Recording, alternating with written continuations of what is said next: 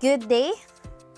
Today, we're going to discuss about Lesson 2, the Body Mass Index and Physical Fitness Testing Activities by Maria Cristina B. San Pedro, Instructor 1. Are you ready? So let's start. There are a lot of physical fitness tests that we can use depending on the needs of each individual. There are tests for sports, and there are also tests for those individuals with special needs, such as those with obesity, for elderly, and for young people. So it tells that it's a lot of physical fitness tests. So marami po tayong pwedeng gawing physical fitness tests depending of the needs of each individual. So may kanya-kanya pong pangangailangan or needs ang isang tao. So marami po tayong pwedeng gawin doon. Marami tayong activities and tests na pwedeng gawin. Depende sa pangangailangan ng isang tao. So may nakalagay nito with special needs. So may mga taong kailangan din ng special needs tulad ng mga may obesity, for elderly, and for young people. So may specific test depende sa pangangailangan ng isang tao. There are a lot of factors that we need to consider, such as the needs of the students, on which particular tests will be given to them depending on their needs, the availability of the materials or the tools that they will be using, and the facilities in school. So it tells that there's a lot of factors we need to consider. So ano po ba yung pangangailangan ng mga estudyante? Ano bang particular test ang kakailanganin? Ano bang particular test ang kailangan nila? And also, we need to consider the availability of the materials or tools na kailangan natin gamitin. So, maraming specific tests, maraming mga fitness tests na kailangan na din natin consider kung meron ba tayong materials or tools na gagamitin. And the facilities in school. So, meron bang available na facilities, equipment na kakailanganin. So, ito yung i-consider natin before we start to test or to facilitate, to conduct physical fitness tests. There are protocols in physical fitness testing which should be done in order.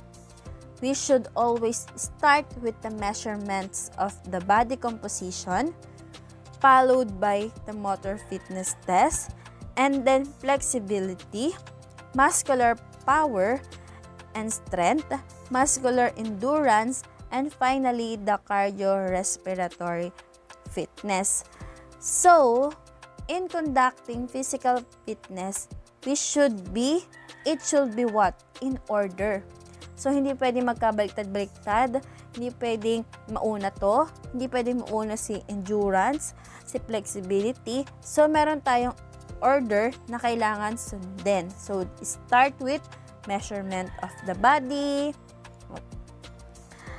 measurements of the body composition, followed by motor fitness test, flexibility, muscular power, muscular strength, muscular endurance, and finally, the cardiorespiratory fitness na kailangan yan maging sunod-sunod in order, done in order.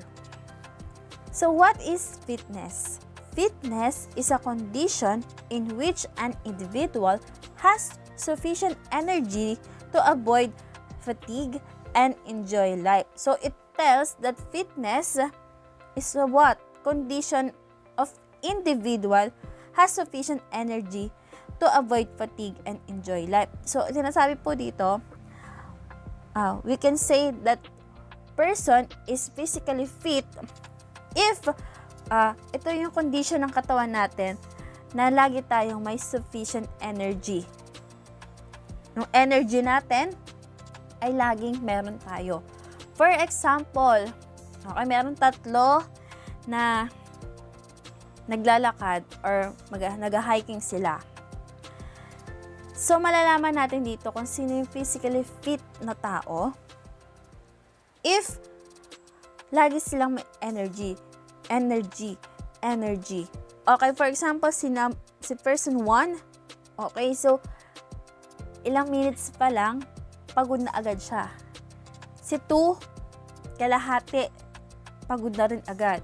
Pero si 3, okay, lagi siyang may sufficient energy. Lagi siyang merong backup energy. So, hindi siya nauubusan ng energy.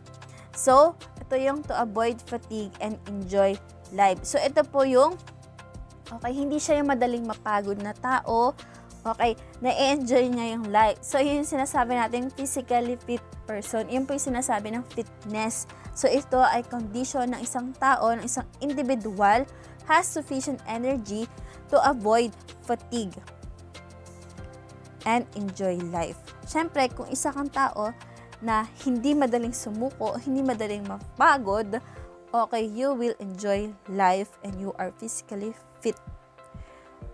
Okay, so physical fitness is divided into 4 health and 6 skill-related components.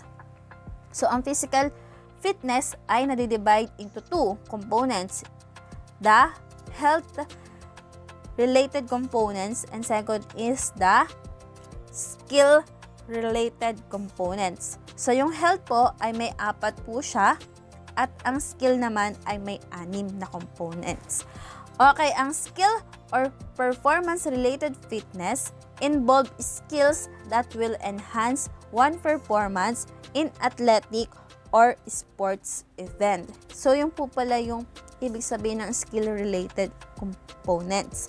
Kung bakit siya ina-apply. Okay, to enhance one's performance. It's either athletic man or sports event. So, yun po yung tulong po ng skills or performance-related fitness. Okay, so ini-involve niya yung skills ng isang tao, ina-enhance niya yung isang performance ng isang tao, kaya ginagawa yung isang fitness na yon. Yung iba, ginagawa rin yung skills or performance-related fitness to know if capable kasi isang sport na to, kung kaya mo to. So, minsan nadidiscover ng isang tao ang isang nagpe-performance ng skills related through this test. So, kaya importante yung test ng skills related fitness to know one's performance and to enhance one's performance. So, ano naman po ang health-related fitness? So, health-related fitness involves skills that enable one to stay physically healthy. So, ang tulong naman po ng health-related fitness, so, ayan, nasa baba. So, health-related fitness involves skills that enable one to become and stay physically healthy. So, yun po yung pinaka-focus naman ng health-related. From the term health-related fitness. Ando na yung health eh. So, ginagawa po itong mga skills na to stay healthy. Yan. Physical fitness test. So, ano po ba ang physical fitness test? So, physical fitness test is a standardized test prepared by the former Bureau of Physical Education and School Sports or BPESS. It gives you information about the status of your overall physical fitness. So, yun po rin ang tulong ng physical fitness test. So, it gives you information about your status. Ano po ba yung status ng iyong overall physical fitness? So, meron po tayong 2 types of physical fitness test. Okay, the pre-test and the post-test. So, ano po ba ang pre-test? So, pre-test, this test is done at the beginning of the school year, which includes fitness test to determine your fitness status. So, ang pre-test po ay kinokonduct siya at the beginning. So, after this discussion, magkoconduct po tayo ng physical fitness test sa inyo to determine your fitness status. And when we say post-test, this test is done during the last month of the school year. Okay. So, sa atin, i-conduct natin ang pre-test this month and the post-test is the last month of the finals. Okay, so sa finals, okay, siguro last week ng finals ay i-conduct natin ulit ang physical fitness test. So, the result of both tests serves as the basis for providing continuous activities or training in order to maintain one's fitness. So, yung pinaka-results ng both tests ay magiging basis po yan. Magiging basihan natin to provide continuous activities or training. So, kung ano man magiging resulta ng yung test, okay, so yun na po yung magiging way nyo to continue your activities. Okay, so, kailangan pa ba natin gawin yung isang activities na yun? To maintain, in order, ito pinaka-importante, in order to maintain one's fitness. So, ito na po yung mga do's and don't. Okay, number 1, do start off moderately. So, when we start, okay, so gawin lang po natin siya moderately, hindi po biglaan. Number 2, okay, do warm up and cool down. Importante po sa lahat ng bagay, lahat ng activities or sports na magwa-warm up and cool down para hindi mabigla ang katawan. Okay, so para kayanin pa natin kinabukasan. Okay, third, do consult with a trainer. So, wag po tayong agad-agad na sasabak sa isang activities na alam natin na bawal sa atin, na hindi natin kaya, and inform din natin yung teachers and professor natin na, Ma'am, meron po akong gantong sakit. Ma'am, hindi ko po kaya to. Yan. So, magsabi lang kayo sa inyong mga teachers. Number 4, do find a workout partner. So, mas okay po na ginagawa yung isang activity, exercise with partner or may kasama ka. 5th is, do watch what you eat. So, if nagko-conduct tayo ng isang physical fitness test activity, so kailangan kukonsider din natin yung mga kinakain natin. Then 6, pinaka-importante, do have fun. So, pinaka-importante na ginagawa natin tong activity to, mga exercise na to, dahil gusto mo siya, dahil masaya siya, at hindi ka napipilitan. So, yun po yung pinaka-importante na you have fun na gusto mo siyang ginagawa. Siyempre, para din yun sa health ninyo. Okay, number 1 sa don'ts ay don't over-exercise. So, wag nyo naman po sagarin ang inyong katawan. Okay, so kung ano lang yung kaya, okay, wag nyo pong minabadali ang proseso. Okay, second is don't push too hard on a injury. So, wag natin masyadong ipupush, wag natin sobrang i-hard yung katawan natin, wag tayo masyadong ginagrabe yung katawan natin. Okay, so tendency, pwede tayong ma-injured. Okay, pwede kayong mabalian ng buto, sumakit yung mga kasukasuan nyo, yung likod nyo, mga muscle nyo. Okay, so kaya wag po tayo masyadong ipupush yung sarili natin or magbubuhat tayo ng sobrang bigat para lumaki agad yung muscle or whatsoever. Hindi, pwede mag-cause yan ng injury. Third, don't lose concentration. So, dapat focus lang tayo sa ginagawa natin. Okay, so, pag may ginagawa tayo, bigla tayong nawala sa focus, nawala tayo ng concentration. Okay, so, pwede tayong, ano na yung ginagawa natin? So, nawala na tayo. Okay, fourth is, don't dehydrate yourself. So, pinaka-importante po yan. So, dahil pinagpapawisan kayo, importante rin na nagtitake kayo, umiinom kayo ng tubig. So, yan. So, what is BMI? So, ano ba itong BMI na to? Or the Body Mass Index. So, the Body Mass Index or BMI is a measure that uses your height and weight to work out if your weight is healthy. The BMI calculation divides an adult's weight in kilograms by their height in meters squared. So, ang BMI po ay what? So, nami-measure po siya. Okay, nalalaman natin yung BMI natin through what? Your height and weight. So, importante po na alam natin kung ano yung height natin, ano ba yung weight natin.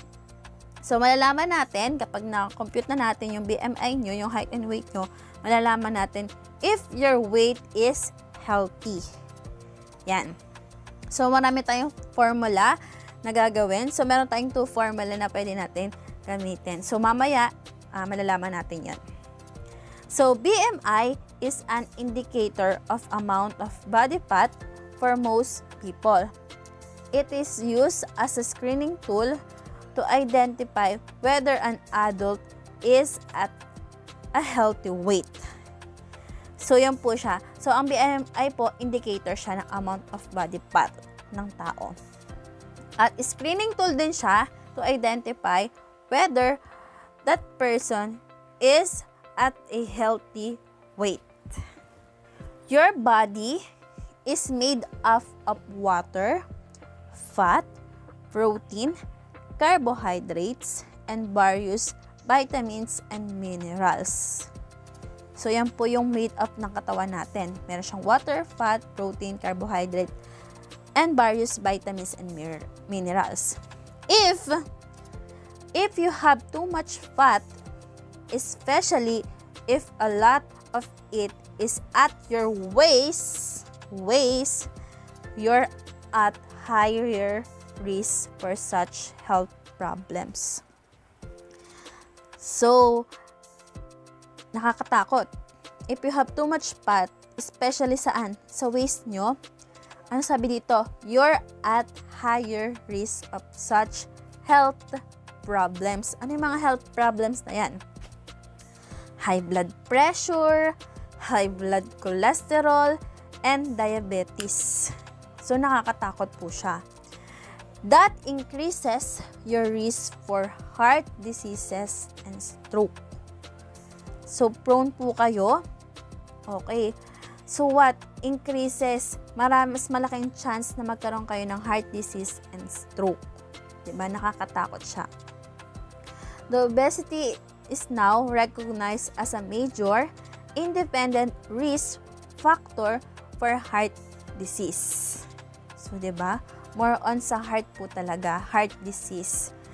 Okay, if you're overweight or obese, you can reduce your risk for heart disease by successfully losing weight and keeping it off. So, don't worry. If you have too much fat, okay, you can reduce your risk. Okay, meron namang solusyon to reduce the risk of having heart disease by successfully losing weight and keeping it off. So, ito na. So, dahil alam nyo na what is body mass index. So, ngayon, aalamin naman natin kung paano ba isolve para ba makuha ang yung BMI. So, meron tayong 2 formula. Okay, A and B. Okay, ang A po ay BMI equals to weight in kilograms divided by height in meters times height in meters. And formula B, BMI is equals to height in pounds times 703 divided by height in inch times height in inches. So, alam ko kayang-kaya niyan is to solve your BMI. So, pinaka-importante lang, alam nyo yung height and weight nyo. So, kung alam nyo ang weight nyo ay kilograms, okay, gamitin nyo yung formula A. Kung alam nyo ang inyong weight ay pound, ay gagamitin nyo naman ang formula B. Okay, so, meron din tayo ditong BMI chart or mga ranges. So, BMI less than 1850 is underweight. Siyempre, kung ang BMI na result mo ay 1716, okay, underweight ka. If your BMI is 18.50 to 24.99, ay healthy weight ka. So, yan po yung pinaka-goal natin, yung healthy weight. Okay, so kung 19 ka, 20, 23, healthy weight ka. If your BMI is 25 to 29.99, you are overweight. Kung 25 ka, 26, 27, overweight. Then, kapag ang BMI mo ay 30 or more, you are obese. So, yan po yung mga ranges or BMI chart. Yan. Again, ito po yung formula to get your BMI. Also, ito po yung sample body mass index example. So, meron tayong given ditong height, weight. So, ang ginamit natin dito ay ang formula B. Kasi, ang weight niya ay pounds. Okay, so yung height niya, ayan. Ang height niya is 5.6 feet. So, pwede mo siyang i-convert to inches. Okay, magiging 67 inches na siya. Then, yung weight natin ay 140 pounds. So, yan po ang kailangan natin. So, 67 inches required. And weight ay 140 pounds. Okay, pounds ang required. So, una, to get, okay, first, multiply the weight by 703. So, ang pinaka-weight natin ay 140 pounds times 703 equals to 98,420. Then, second ay multiply height in inches squared. So, squared lang natin. So, pag natin squared, times lang siya sa sarili niya. Okay, 67 times 67 equals to 4,489. Then, last, okay, divide weight by height. So, ano po ang ating weight ay 98,420 divided by 4,489 is equals to 21.92. So, in short, pinakasama rin natin. Yan. So, BMI equals to 140 times 703 divided by 62 squared is equals to 21.92. So, ang BMI natin ay 21.92. Sa BMI chart, ang magiging BMI ranges natin ay normal or healthy weight. So, ganun lang po kasimple ang mag-solve ng BMI. So, yan. So, meron din ako ditong picture to determine your ideal weight. So, iba po ang ideal weight ng male and ideal weight ng female. So, ito po. Papakita ko sa inyo. So, unahin muna natin yung male.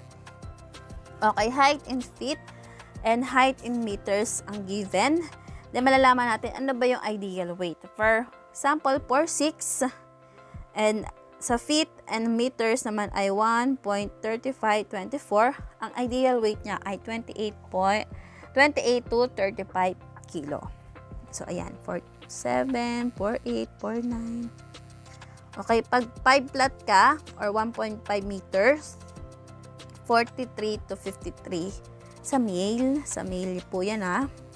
5'5", yan. 55 to 68 kilo. Okay, pag 6 flat naman, or 1.8 meter, 72 to 80 na po yung ideal weight. So, yan po yung sa male. Dumako naman tayo sa female. Okay, so height in feet and height in meters. So, pag 4'6" ka, or 1.3524, ang iyong ideal weight ay 28 to 35 kilo. Yan. So, pag 5 flat, or 1.5, 40 to 50 kilo. Yan. Pag 5'5", 51 to 62 kilo. And pag 6 flat po, or 1.8 meter, 65 to 80 kilos. So, yan. So, I hope you learned something. I hope you enjoyed this lesson. So, that's all for today. And thank you so much for listening.